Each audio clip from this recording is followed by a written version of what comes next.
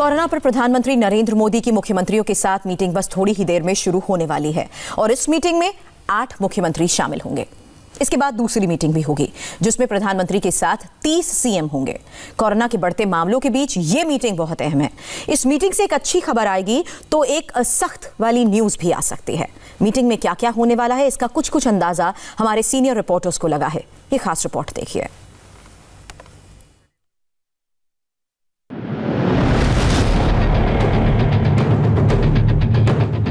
प्रधानमंत्री मोदी 30 मुख्यमंत्रियों से रिपोर्ट लेने वाले हैं।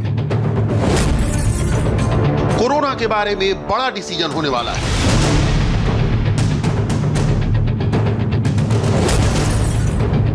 मुख्यमंत्री मोदी को क्या क्या बताने वाले हैं।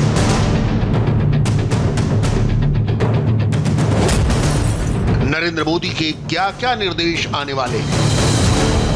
प्रधानमंत्री मोदी का फैसला बड़ा होगा। यह फैसला बेहद कड़ा भी हो सकता है।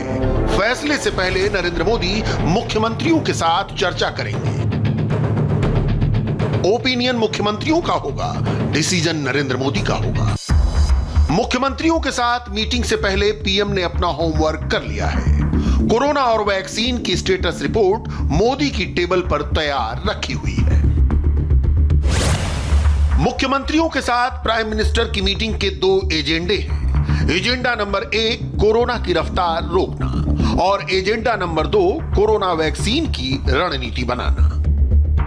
मोदी के साथ मीटिंग में सबसे पहले उन मुख्यमंत्रियों का नंबर आएगा जहां कोरोना के एक्टिव केसेस सबसे ज्यादा हैं, जहां कोरोना की स्पीड सबसे तेज है। महाराष्ट्र में सबसे ज्यादा 82,500 एक्टिव कोरोना केस हैं। मुंबई में लगातार 5वें दिन 5,000 से अधिक केस आए हैं। फेस्टिवल सीजन में महाराष्ट्र में कोरोना ने टॉप गियर लगा लिया। इसी दौरान उद्धव सरकार ने मंदिर और मस्जिद के गेट खोले। पंढरपुर मंदिर 3 दिनों के लिए बंद करना पड़ा। महाराष्ट्र के ग्रामीण इलाकों में आज से स्कूल खुले, लेकिन मुंबई, पुणे, औरंगाबाद, नासिक और पिंपरी चिंचवाड़ में स्कूल बंद रहेंगे। मुंबई में लोकल नहीं चल रही तो बेस्ट की बसों में भीड़ उमड़ रही है। ऐसे में सोशल डिस्टेंसिंग कैसे हो, यह बड़ा सवाल है। दूसरे राज्यों की तरह महाराष्ट्र ने नाइट कर्फ्यू नहीं लगाया। मुख्यमंत्री ने चेतावनी दी है कि अगर सोशल डिस्टेंसिंग का पालन नहीं किया तो दोबारा लॉकडाऊन लगाना पड़ सकता है। ही लाट जर पहिल्या लाटेची तुलना केली तर नुसती लाट नाही तर सुनामी आहे की काय अशी भीती वाटते। लोग कह रहे हैं कि ये कोरोना की लहर है, लेकिन मैं कह रहा हूं कि ये लहर नहीं, कोरोना की सुनामी है। वैक्सीन अभी हमारे हाथ में नहीं है। महाराष्ट्र में 12 करोड़ लोग हैं। इसकी 2 डोज चाहिए, यानी 24 करोड़ डोज। इसे लोगों तक पहुंचाने में कितना वक्त लगेगा ये स्पष्ट नहीं है। फिलहाल इसका समाधान सोशल डिस्टेंसिंग और मास्क पहनना है। अभी बहुत से लोग मास्क नहीं लगा रहे हैं, जो चिंता का विषय है। कोरोना कंट्रोल के हर पैमाने पर दिल्ली फिसड्डी साबित हो रही है। अब तो कोर्ट ने भी दिल्ली सरकार से जवाब तलब कर लिया है। दिल्ली में कोरोना से हर रोज 100 से ज्यादा मौतें हो रही हैं। हालात ये हैं कि दिल्ली के शमशानों और कब्रिस्तानों में जगह कम पड़ने लगी है। इस वक्त हम शास्त्री पार्क के कब्रिस्तान में हैं और कब्रिस्तान की तस्वीर कुछ ऐसी है कि यहाँ कब्रों की कतार लगी है और इस कब्रिस्तान में स्थान नहीं बचा है। अगर आप इधर देखेंगे तो यहाँ जेसीबी काम कर रही है और ये जेसीबी यहाँ मौजूद कब्रों को हटा रही है। आपको बता दें कि इस प्रक्रिया को मिट्टी पलटी कहा जाता है।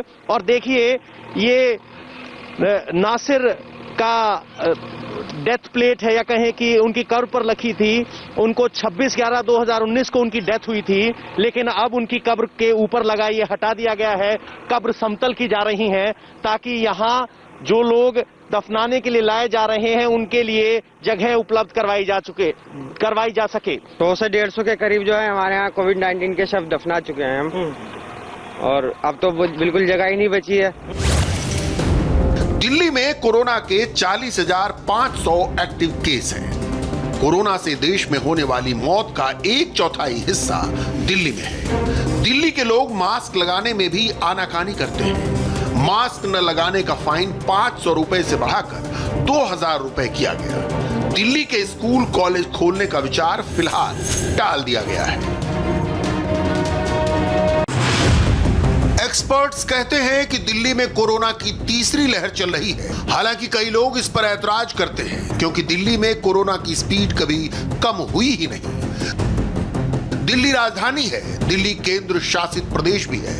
एसडीएमए की मीटिंग को लेफ्टिनेंट गवर्नर हेड करते हैं, इसलिए पॉसिबल है कि केजरीवाल अपने पाले की गेंद धीरे से एलजी की ओर सरका दें। होम मिनिस्टर अमित शाह ने दिल्ली में मोबाइल आरटी-पीसीआर टेस्ट लैब का उद्घाटन किया है। इस वैन से अब चलते फिरते कोरोना टेस्ट पॉसिबल हो जाएगा। आईसीएमआर और स्पाइस हेल्थ ने एक साथ मिलकर मोबाइल वैन के जरिए आरटी-पीसीआर टेस्ट करने का जिम्मा उठाया है। इस तरह से दिल्ली में 10 मोबाइल वैन होंगी ताकि दिल्ली में बढ़ती हुई कोरोना की थर्ड वेव को रोका जा सके। इस तरह से कंटेनर में एक पूरा लैब सेटअप किया गया है जिसमें 6 घंटे में आपको ऑथेंटिक रिपोर्ट दिखेगी, जिसका चार्ज होगा सिर्फ 499 रुपये। 6 घंटे में आपको ऑथेंटिक सर्टिफाइड रिपोर्ट मिलेगी। इस तरह से एक मोबाइल टेस्टिंग वैन है। अगर आप थोड़ा अंदर जाके देखेंगे तो इस तरह एक वैन को तैयार किया गया है जो पूरी तरीके से मोबाइल है। आप अंदर आएंगे तो आपको पूरा एक सेटअप दिखाई देगा जिसमें सैंपलिंग से लेके टेस्टिंग तक की सारी फैसिलिटी है। मैम, अगर आप बता पाएं कौन कौन सी मशीन है और क्या कुछ है? तो ये हमारी आरटी-पीसीआर मशीन्स है, बायोरैड मशीन्स। एक मशीन में 96 सैंपल्स का बैच जाता है और इसी में कोरोना वायरस की टेस्टिंग होती है। पश्चिम बंगाल और राजस्थान, ये दोनों राज्य एक्टिव केसेस के मामले में टॉप 5 के राज्यों में हैं। पश्चिम बंगाल में 25,200 एक्टिव केस हैं और राजस्थान में 23,190 एक्टिव केस। प्रधानमंत्री नरेंद्र मोदी, ममता बनर्जी और अशोक गहलोत से भी कोरोना रिपोर्ट लेंगे। दीदी के राज्य में 8,000 से ज्यादा मौत हो चुकी है। पिछले 18 दिनों में 1,000 से ज्यादा मौत हुई।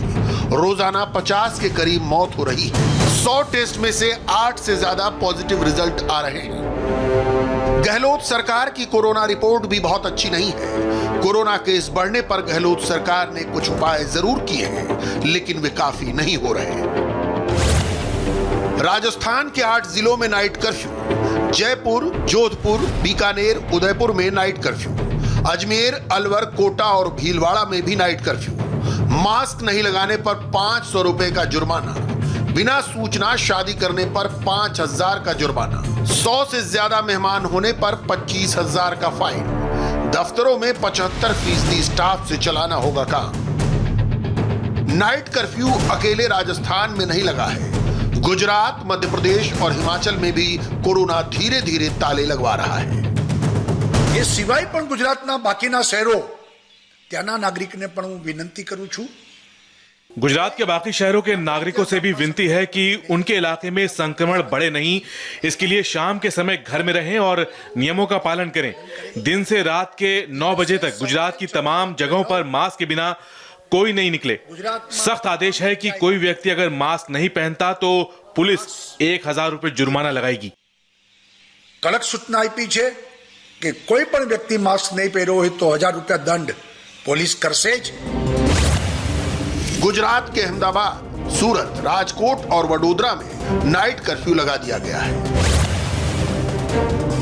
मध्य प्रदेश के भोपाल, इंदौर, जबलपुर, ग्वालियर, रतलाम, रीवा और सतना में भी नाइट कर्फ्यू से कोरोना कंट्रोल की कोशिशें हो रही हैं।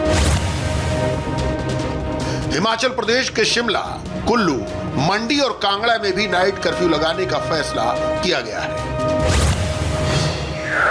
महाराष्ट्र में कोरोना प्रभावित राज्यों से आने वाले को आरटी-पीसीआर टेस्ट कराना जरूरी होगा। उत्तराखंड में प्रवेश से पहले भी कोरोना नेगेटिव रिपोर्ट दिखानी जरूरी होगी। जब तक कोरोना के केसेस कम नहीं होती, एक कर्फ्यू जारी रहेगा। इस कर्फ्यू के दौरान मालवाहक ट्रक की आवाजाही जारी रहेगी। फैक्ट्रीज में काम करने वाले वर्कर्स फैक्ट्रियों में जा सकेंगे।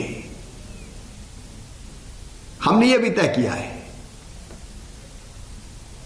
कक्षा 1 से लेकर 8 तक के स्कूल बंद रहेंगे। 9 से लेकर 12वीं तक के विद्यार्थी विभाग के निर्देशों के अनुसार केवल गाइडेंस के लिए स्कूल में जा सकेंगे। कॉलेज भी बंद रहेंगे। मोदी सरकार ने लॉकडाउन का ताला धीरे धीरे खोला था, लॉकडाउन से अनलॉक तक आने में हफ्तों महीनों का टाइम लिया गया ताकि लोग कोरोना गाइडलाइंस को अच्छे से समझ लें और कोरोना से बचने के तरीकों को अपनी जिंदगी में उतार लें। भारत में कोरोना से रिकवरी रेट 90% से ऊपर है, फिर भी कोरोना अभी गया नहीं है। खुद प्रधानमंत्री बार बार ये याद दिलाते रहते हैं। दवाई बनाने के लिए हमारे वैज्ञानिक कठिन तप कर रहे हैं। दुनिया भर के वैज्ञानिक लगे हुए हैं। सबसे धनवान देश के लोग भी लगे हैं और गरीब देश के लोग भी लगे हैं। लेकिन जब तक दवाई नहीं तब तक ढिलाई नहीं। अगर हालात नहीं सुधरे और लोगों की आदतें नहीं बदली तो अनलॉक फिर से लॉक हो सकता है। केंद्र सरकार धीरे धीरे पेच कस रही है। क्या हम फिर से मिनी लॉकडाउन की ओर बढ़ रहे हैं? इसका जवाब सिर्फ नरेंद्र मोदी के पास है। हेल्थ मिनिस्ट्री, आईसीएमआर और सीरम इंस्टीट्यूट से मिली जानकारियों से इतना पक्का है कि कोरोना की वैक्सीन जनवरी से फरवरी के बीच में आ जाएगी। प्रधानमंत्री नरेंद्र मोदी 30 मुख्यमंत्रियों के साथ कोरोना वैक्सीन बांटने के तरीकों पर बात करेंगे। कोविड-19 का खतरा अभी समाप्त नहीं हुआ है और हमेशा हमें इस बारे में देखना होगा कि वैक्सीन बनाने के लिए आदरणीय प्रधानमंत्री जी के मार्गदर्शन में हमारे सभी वैज्ञानिक इस दिशा में बहुत अच्छा प्रयास कर रहे हैं।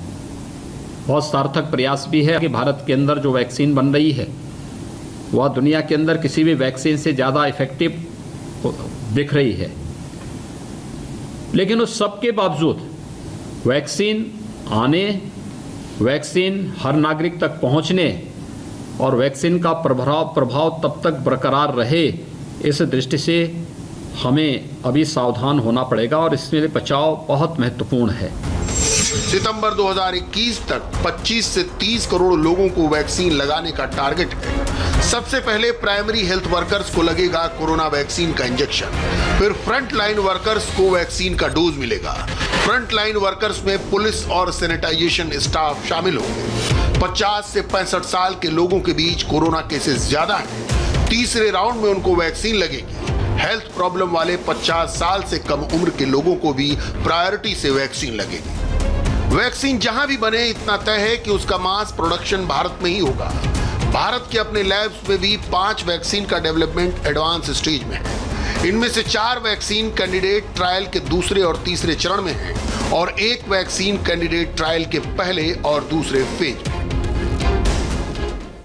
छोटे से ब्रेक के लिए मैं यहाँ पर रुकना है। अब से थोड़ी देर बाद दिल्ली में बुर्के वाली का कोहराम।